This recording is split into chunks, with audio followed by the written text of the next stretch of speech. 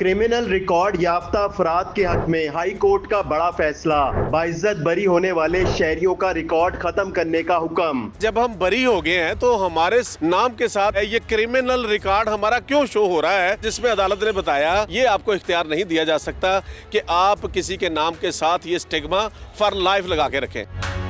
Lahore high court की एक judgement है जिसके मुताबिक पुलिस करैक्टर सर्टिफिकेट में जो मुकदमात खारिज हो जाएंगे वो दर्ज ना करने का हुक्म दिया गया है। ये जजमेंट कहाँ पेश की गई, कब पेश की गई और इस हवाले से क्या आवाम को फ़ायदा होगा, इसी पर बात करने के लिए एडवोकेट नसीर कंबो हमारे साथ मौजूद हैं, जिनसे जानते हैं कि ये जजमेंट कब पेश की गई। पुलिस करैक्टर सर्टिफिकेट एक आम शहरी के लिए कितना अहम होता है? मैं समझता हूँ कि ये जजमेंट जो है जस्टिस मिस अबर गुल खान साहिबा हैं, हमारे लाहौर हाई कोर्ट की जज हैं, तो उनका ये फैसला जो है वो इससे मैं समझता हूँ कि पंजाब के 12 करोड़ अवाम जो हैं, मैं समझता हूँ वो महफूज हो गए हैं। क्योंकि हमारे मुल्क में या सूबा पंजाब में ये बड़ी शिकायत हमने देखी है कि अगर किसी पे कोई पर्चा हो गया किसी वजह से, तो वो पर्चा फिर सारी ज़िंदगी के लिए उसके नाम के साथ जुड़ जाता है स्टिग्मा। वो एफआईआर में बरी भी हो जाए तो लोगों को वो बरीयत की जजमेंटें जो हैं वो फैसले शनाख्त के कार्ड की तरह आपकी जेब में रखनी पड़ती थी। क्योंकि जब भी बाहर कहीं पुलिस नाके पे किसी को रोकती है, उसका शनाख्ती कार्ड नंबर डालती है, तो वो कहते हैं जी आपका रिकॉर्ड आ रहा है, फिर वो जजमेंट दिखाते हैं। तो लिहाजा लोग कहते थे कि जब हम बरी हो गए हैं तो हमारे नाम के साथ ये एफआईआर का स्टिग्मा क्यों है, ये क्रिमिनल रिकॉर्ड हमारा क्यों शो हो रहा है। तो इसी की बाबत जो है एक शहरी है, उसका नाम है अब्दुल रहमान फरियाद, उसने जो है वो उसके खिलाफ भी एक एफआईआर दर्ज हुई थी थाना नवाकोट में। तो उसमें भी उसके खिलाफ इल्ज़ाम था कि ये है Punjab prohibition of kite flying ordinance 2001 के तहत उसके ख़िलाफ़, और एक उसामा नाम का शख्स था कि इन्होंने जो है गुड्डी का सामान वगैरह जो है वो इनसे पकड़ा गया है, क्योंकि गुड्डी उड़ाना या बनाना ममनू है, पतंगे जो उड़ाते हैं, पतंगे वगैरह। तो उसकी बाबत जो है वो एफआईआर हुई, तफ्तीश हुई, अदालत में चालान सबमिट हुआ और केस अदालत में लगा। और उसके बाद जो था ये अब्दुल रहमान जो था फरियाद, ये जो था फुल ट्रायल के बाद जो था ये अदालत से बरी हो गया। अब इसने इसी बरीयत को बुनियाद बनाते हुए होम डिपार्टमेंट को एक एप्लीकेशन दी कि मैंने अब्रॉड जाना है, यूनाइटेड किंगडम, तो मुझे करैक्टर सर्टिफिकेट दिया जाए और इस चीज़ को एक्सक्लूड करके कि मेरे नाम के साथ ये क्रिमिनल रिकॉर्ड शो ना हो। तो उस एप्लीकेशन पे होम डिपार्टमेंट ने कोई कार्रवाई ना की, तो वो लाहौर हाई कोर्ट में रिट पिटीशन के ज़रिए आ गया। तो लाहौर हाई कोर्ट ने इसमें डायरेक्शन दे दी कि आप इसको 15 दिन में इसका ग्रीवेंस हल करें। तो वो 15 दिन में भी उसका मसला ना हुआ तो वो फिर कंटेम्प्ट ऑफ कोर्ट में अदालत में आ गया उसी रिट पिटीशन के उस ऑर्डर के अगेंस्ट। तो जिसमें अदालत ने उस कंटेम्प्ट प्रोसीडिंग के दौरान होम डिपार्टमेंट की तरफ से एक सर्टिफिकेट सबमिट किया गया। तो जी के ऑर्डर हमने कंप्लाइंस कर दिया है, लेकिन उसमें उन्होंने लिखा हुआ है कि जी पुलिस रूल जो हैं हमें इजाज़त नहीं देते कि जब हम किसी का रिकॉर्ड जब इंदराज कर देते हैं, सीआरओ हो जाता है, या हमारा police station record management system जो है हमने 60 साल एफआईआर जो महफूज रखनी होती है,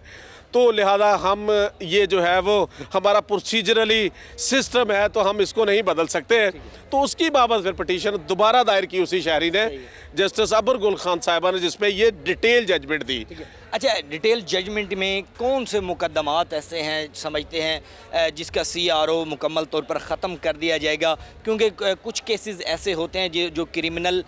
जिनमें लोगों के ऊपर दफ़ात काफ़ी लगी होती हैं, जैसे कत्ल का मुकदमा है या कुछ और सख्त मुकदमात होते हैं, और उसका सीआरओ होना ज़रूरी होता है। क्या समझते हैं ये किस तरह से एलैबोरेट किया जाएगा? देखिए फैज़ान भाई, जिसके ख़िलाफ़ भी कोई इल्ज़ाम है ना एफआईआर, वो इल्ज़ाम में उस वक़्त तक आप उसका रिकॉर्ड जो है वो शो कर सकते हैं जब तक कि वो एफआईआर या तो खारिज नहीं होती या वो शख्स जो है उसमें बरी नहीं होता, या बरी होने के बाद वो बरीयत का फ़ैसला फाइनलिटी अटेन नहीं कर जाता। अब ये नहीं हो सकता कि जितना मर्ज़ी किसी के ख़िलाफ़ एफआईआर है, जितना मर्ज़ी आपका प्रोसीजरल सिस्टम है, शहरियों के फंडामेंटल राइट से बड़ा नहीं हो सकता। आर्टिकल 14 जो है वो ये कहता है कि डिग्निटी ऑफ मैन,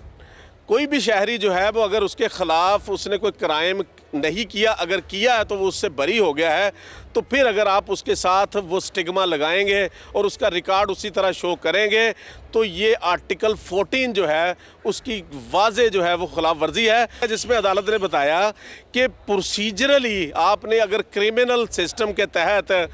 डाटा जो है, एफआईआर जो है, ये चीज़ें जो है कैसे मेंटेन करनी है तो उनके मुताबिक आप लाइंस को फॉलो करें। ये आपको इख्तियार नहीं दिया जा सकता कि आप किसी के नाम के साथ ये स्टिग्मा फॉर लाइफ लगा के रखें। ठीक है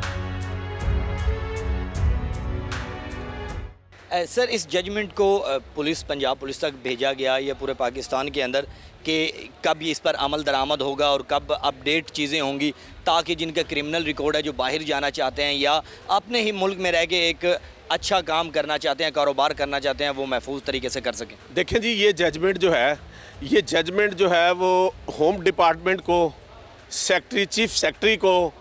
और आईजी पंजाब को अदालत के तवसत से भेज दी गई है और उसमें हदायत फरमाई गई हैं कि शहरियों को करैक्टर सर्टिफिकेट, अगर कोई किसी भी एफआईआर से बरी हो गया है या वो पर्चा खारिज हो गया है, आप अपने मैनेजमेंट के सिस्टम को या आपके सीआरओ सिस्टम को या पुलिस रिकॉर्ड मैनेजमेंट सिस्टम को आप उसको बेहतर करें जो जजमेंट्स मैंने बताई हैं इनकी रोशनी में,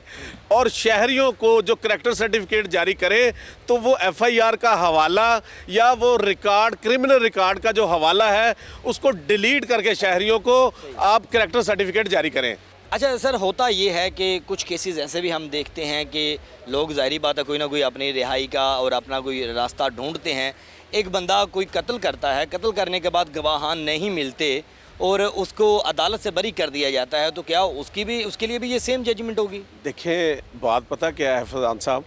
कोई भी जब किसी के खिलाफ एफआईआर होती है ना तो उस एफआईआर में मदई जो होता है ना, इस आपने अक्सर देखा केसों में आवाज़ पड़ती है जो है वो उसामा बनाम सरकार, अली बनाम सरकार, तो इसका मतलब है कि स्टेट इसमें मदई है, रियासत इसमें मदई है। रियासत ने क्रिमिनल केसों को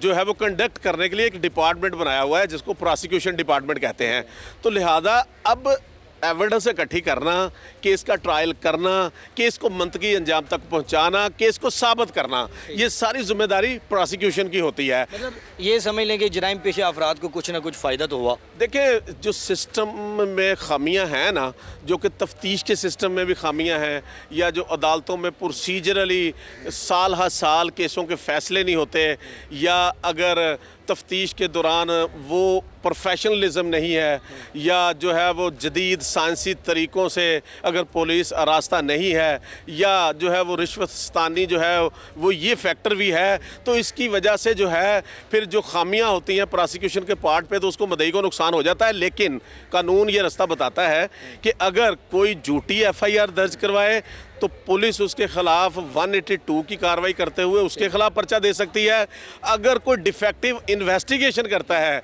और इन्वेस्टिगेशन के दौरान किसी की शहादत ख़राब करता है, किसी का केस ख़राब करता है या तफ्तीश सही नहीं करता, तो कानून उसके लिए भी रास्ता देता है, तो उसके खिलाफ उसको भी बतौर मुल्ज़िम ट्राई किया जा सकता है। आखिर में जानना चाहूँगा कि आम शहरियों को जिन पर छोटे छोटे मुकदमात दर्ज हो जाते हैं, फूड वाले कर देते हैं, ट्रैफिक वाले कर देते हैं, पंजाब पुलिस की जानिब से किसी ने झूठा मुकदमा दर्ज करवा दिया और वो बाहर सफ़र करना चाहते हैं, कारोबार करना चाहते हैं, उनको क्या फ़ायदा होगा और कितना फ़ायदा होगा? देखें, मैं आपके तवस्सुत से शहरियों को, पाकिस्तान के शहरियों को और ख़ुसूसन पंजाब के शहरियों को ये आगाह करना चाहूँगा